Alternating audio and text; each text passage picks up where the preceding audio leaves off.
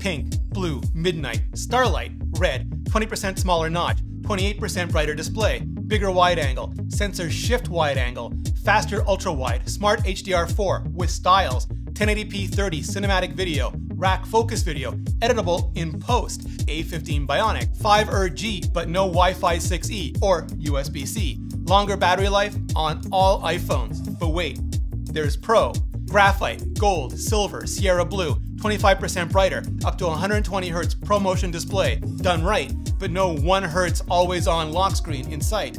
77mm telephoto, ultra-wide focus pixels, biggest wide angle ever, 3x optical punch-in, but no periscope or massive megapixel zoom. Macro photography, macro video with slo-mo, ProRes 422 4K 30, coming soon. 5-core GPU, up to 1 TB. I'm Rene Ritchie, thanks to Made In for sponsoring. Hit that subscribe button and bell so you don't miss the full review, and so we can get to 300K. This is the iPhone 13.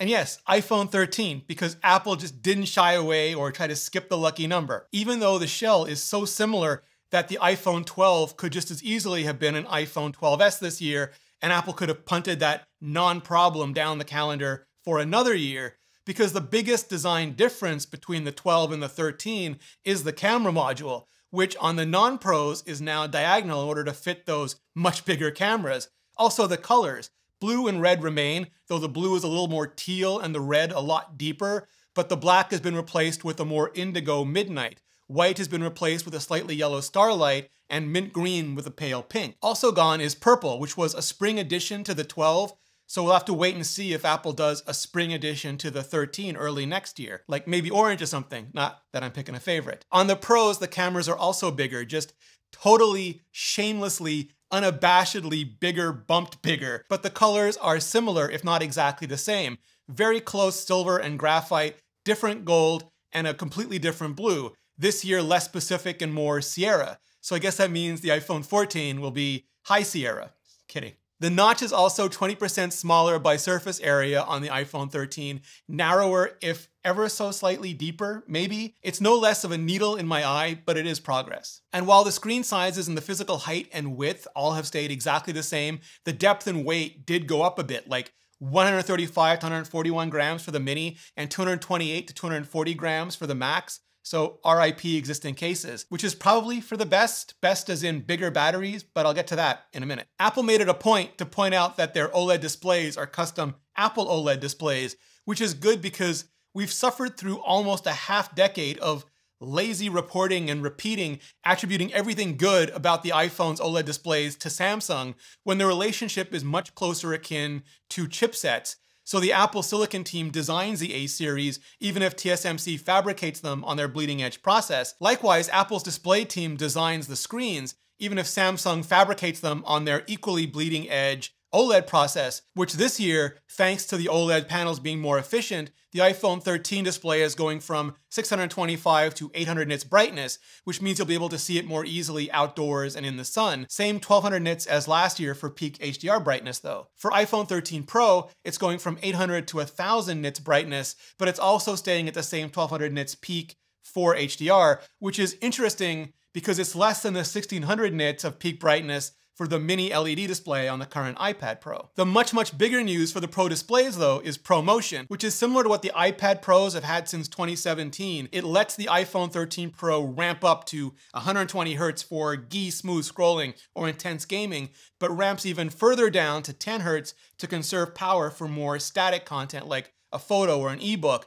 Not down to 1 Hz though, which is what the Apple Watch does for its always-on display. So no always-on lock screen display, at least not this year. Rather than high refresh, what ProMotion does is adaptive refresh, which is something that just wasn't possible with OLED at iPhone volumes until now. Like, Samsung literally could not fab enough panels for an LTP OLED iPhone Pro order until now. Which is why I think Apple also pointed out that in addition to dynamically shifting the refresh rate from 10 to 120 Hz to balance efficiency and performance, they're also doing it without destroying the brightness or color management, or vice versa, which even though it's never been widely reported, just hasn't been true of previous 120 Hz or higher refresh rate implementations at all. So yes, absolutely, people can, maybe even should yell about Apple not just yodeling 120 Hz into the spec sheet, comment section, all caps, first exclamation mark 1, but it sounds like they waited and did it right. Of course, we're gonna have to wait for the full review to see if they did it right. So seriously, hit that subscribe button, and then we can all move on to complaining that it's not 420 Hz, which is where the human eye pretty much just taps out for refresh rate. And hey, an Apple nerd can dream. The iPhone 13, all models have better 5G, which just means more support and more efficiency on more carriers in more countries and more regions, which, given how power hungry and disparate 5G deployments can be, is a lot more complicated than it sounds. Apple, of course, didn't come out and say they're using Qualcomm's newer X60 modem, but they also didn't mention anything about satellite-based emergency calling or disaster reporting features, as some rumors suggested they might. And yeah, no N53 band either. RIP. DED. Also no Wi-Fi 6E, which adds 6 GHz to the spec and is what I've personally been holding out for, so add that to the maybe next year list. Uncharacteristically for Apple, they didn't say too much about the silicon this year, but maybe they're saving more details on that for the presumed Mac event later this fall. Either way, we did get the A15 Bionic, Apple's next generation IP. 4 efficiency cores, 2 performance cores, 16 neural engine cores, and 4 graphics cores, but for the iPhone 13 Pro, 5 graphics cores, presumably to help drive that ProMotion display and maybe for ProRes video, which I'll get to in a hot codec minute. Also, there's double the system cache, which is something Apple's been leaning into aggressively, massively for a while now, and really keeps things feeling instantaneous. Apple did say there's a new display engine, in part at least to drive the adaptive refresh rate for the iPhone 13 Pro, and a new always-on touch coprocessor, which is what lets that refresh rate adjust at the speed of your finger. Also new video encode and decode blocks, maybe for cinematic video, which I'll get to in a max excite minute,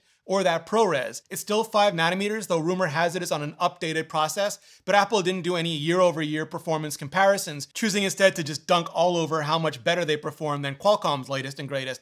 So we'll have to wait for early reviewers to once again forget that Geekbench auto-uploads all the tests to the web to find out for sure what the individual single and multi-core performance changes really are. Ditto for RAM quantities. In general though, Apple seems to be focusing less on raw compute cores and more on silicon features to support the hardware and software features, which given their already just crushing lead in compute cores, kind of makes all the sense it does. The storage options have also been doubled, so they all start at 128 gigabytes now, but the Pro goes all the way up to 1 terabyte.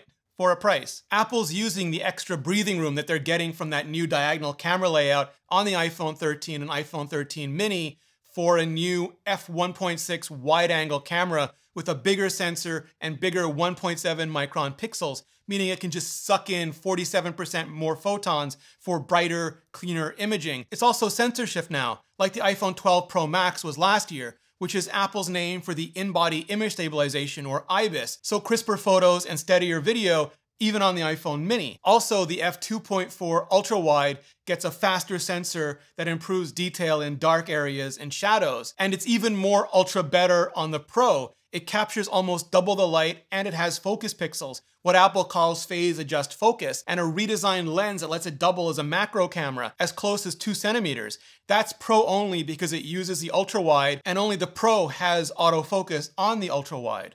For the wide angle, it's f1.5 now, and can capture more than twice as much light. Also, sensor shift on both the Pro Max and the Pro wide angles now. And yes, that means the iPhone Pro and the iPhone Pro Max are once again identical, camera systems included, everything but the display size and battery life, and more on that in a minute. The new telephoto is 77mm equivalent, which is a big step up from the 52mm on the 12 Pro and even the 62mm on the 12 Pro Max, much closer to 80mm, which is just a staple of portrait photography. But f2.8, which is slower than the 12 Pro's f2.0 and even the 12 Pro Max's f2.2, because when it comes to physics, everything really is a trade-off. It does give you 3x optical zoom, which is really 3x optical punch-in, and that's more than the 2x of the 12 Pro or the 2.5x of the 12 Pro Max. So basically close-ups will just be closer up than ever. But it's still not a 5x or 10x or even bigger zoom, the kind that periscope cameras or massively megapixel sensors have been delivering on other phones going on a couple of years now, and it's pretty much the only area of traditional photography Apple hasn't addressed, at least not this year. There are also smart photographic styles now, which let you set a custom personalized tone and warmth, and Apple has defaults like vibrant, rich contrast, warm or cool, but you can tune them to your liking and then set them for all of your shots. And unlike dumb filters, they let you add drama or change cast without messing up skies or skin tones. Then there's Smart HDR4, or Apple's 4th generation computational photographic algorithm for bright light. This year, it can also segment individual faces, so contrast, lighting, and skin tones for each and every person in a shot. There's also Deep Fusion for indoor lighting and night mode, which is faster now for extreme low light, and it looks like all those camera modes are now across all the cameras. ProRes will be coming to the iPhone 13 Pros at some point, which is Apple's Pro video codec for high fidelity recording and editing. It's ProRes 422, so decidedly not RAW, but the file sizes will still be big enough that the 128GB model will be restricted to 1080p 30,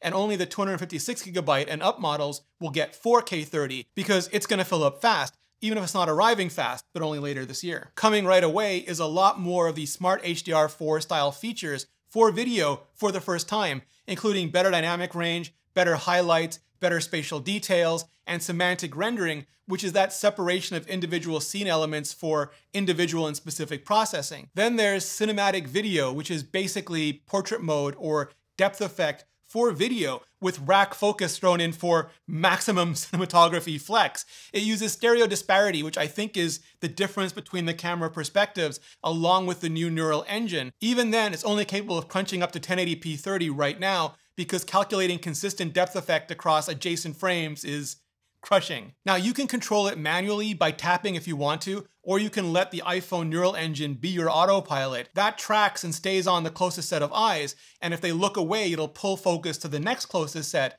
and come back if they look back or enter or exit the frame. Even better, in addition to being able to pull focus and adjust depth of field in the camera app, Apple stores the information along with the video, so you can go back and edit or change it later in post, either in the Photos app, iMovie, or Final Cut Pro, though the Mac versions of those will require updates coming later this year. Now, it looks terrific, maybe even transformative in the demos, but so did portrait mode photography at the beginning. So before we get just all shades of hype about it, we have to see how well it holds up or falls apart in real-world testing. Now, the Pro also gets macro video, including slow-mo and time-lapse, which means you know we'll be seeing so many flowergrams and bug talks, it won't even be funny, just so many. After taking a bit of a pounding with the iPhone 12s, the iPhone 13s are back with much bigger battery vengeance, and the Pros look like they have even bigger L-shaped batteries now as well. On top of that, Apple's once again using more efficient chipsets, displays, and software optimizations to just eke every amp out of every millimeter.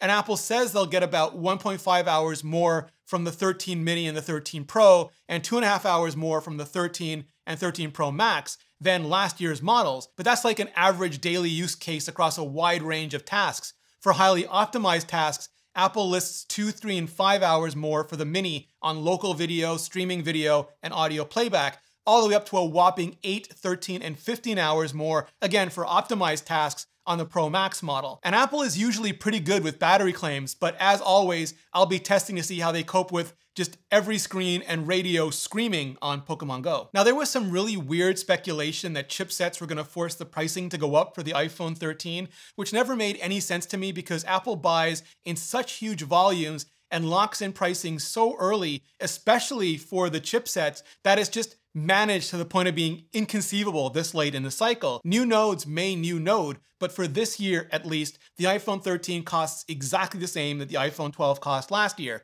starting at $729 for the Mini, $829 for the regular, $999 for the Pro, and $1099 for the Pro Max. Carriers are doing a ton more incentives this year though, so it really is worth checking for trade-ins or other offers. Now, the typical iPhone upgrade cycle these days is between 3 to 5 years. So for anyone still on an iPhone 8 or 10 or earlier, even an iPhone XS, the sum total of new and improved features on the iPhone 13 will be compelling. If you're on an iPhone 11 or iPhone 12 though, you have to really, really want that 120Hz promotion or need that new cinematic video and camera systems to even consider upgrading. That is, if you're not already on an annual iPhone upgrade program or a 2-year carrier turnover plan, then that pretty much makes a decision for you. Otherwise, my always advice is wait as long as you can to upgrade when you really need to, get the best you can afford, and then enjoy the hell out of it with zero regrets, because there will always be something new and something next.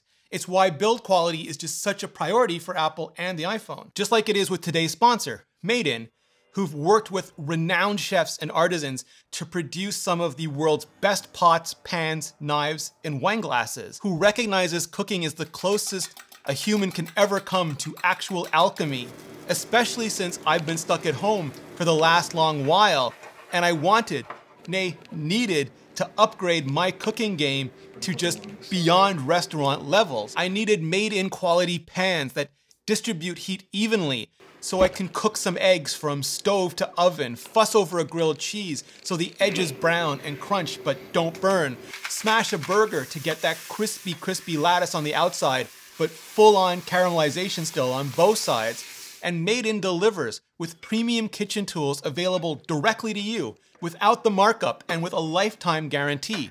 And right now, because you're watching this video, Made In is offering you 15% off your first order with promo code Rene. R-E-N-E. This is the best discount available anywhere online for Made In products.